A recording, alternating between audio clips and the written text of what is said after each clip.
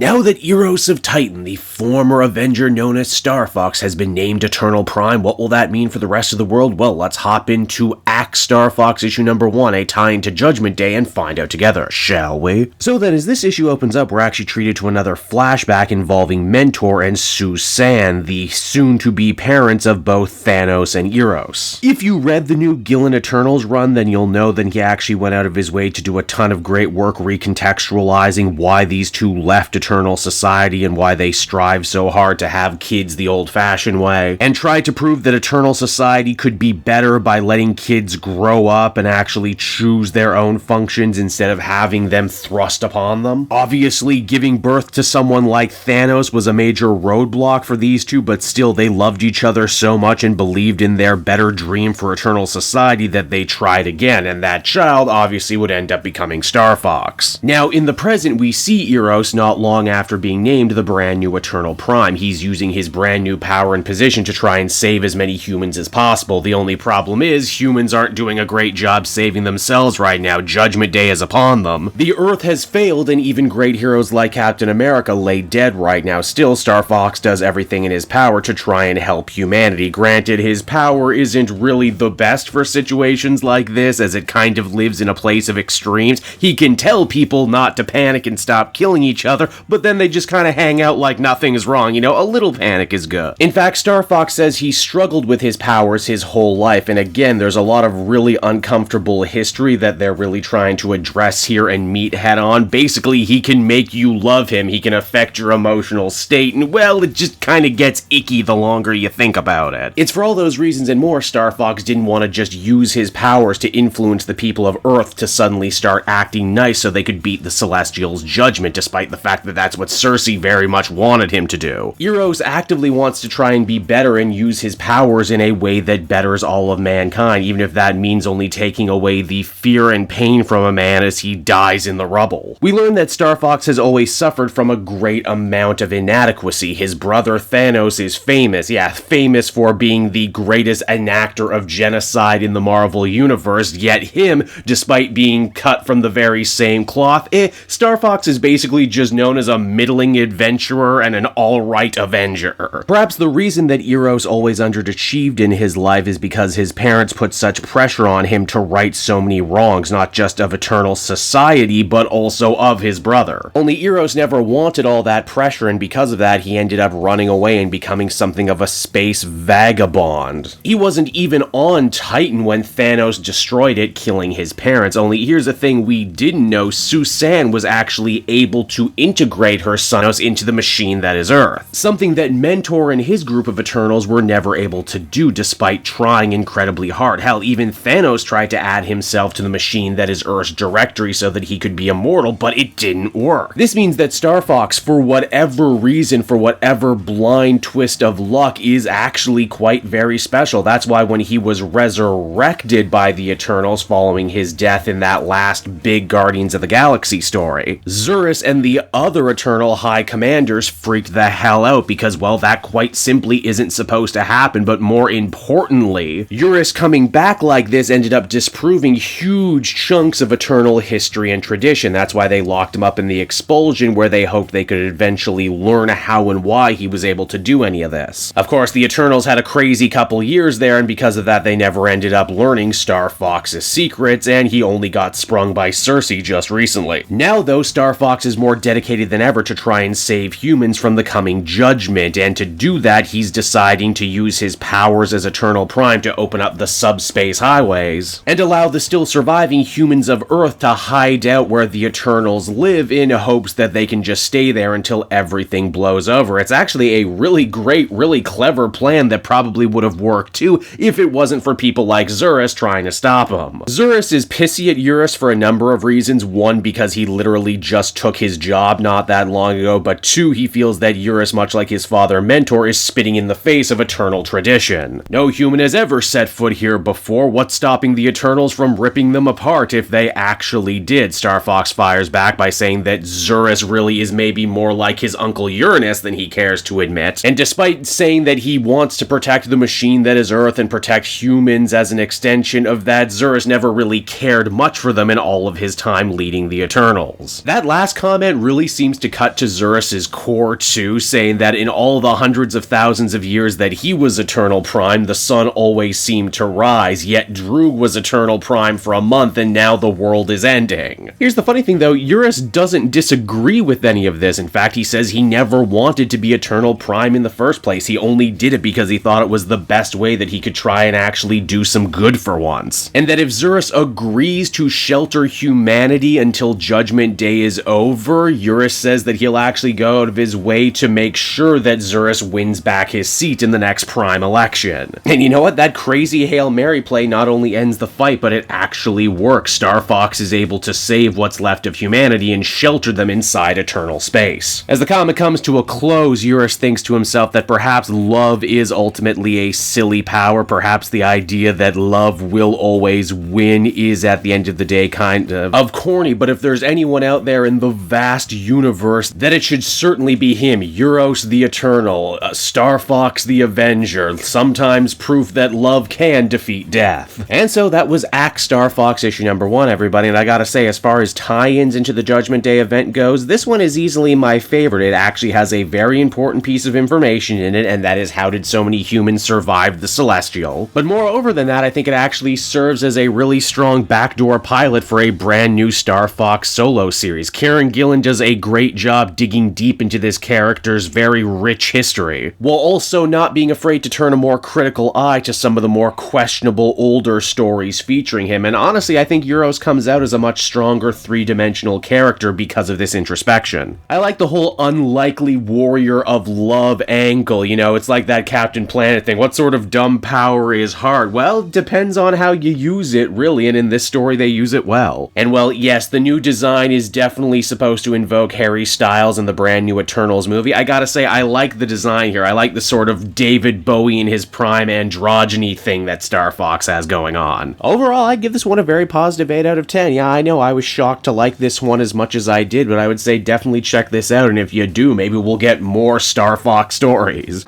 Hey there everyone, it's your old pal Cape Joel again, thanking you so much for watching to the end of the video. I hope you enjoyed it, and if you did, why not check out my Amazon link down in the description. Yes, that's right, the Cape Joel channel officially has its own Amazon storefront now. You can pick up a comic or anything else for that matter, and if you did, you'd really be helping me in the channel. So with that out of the way everyone, I will see you again next time. Bye-bye.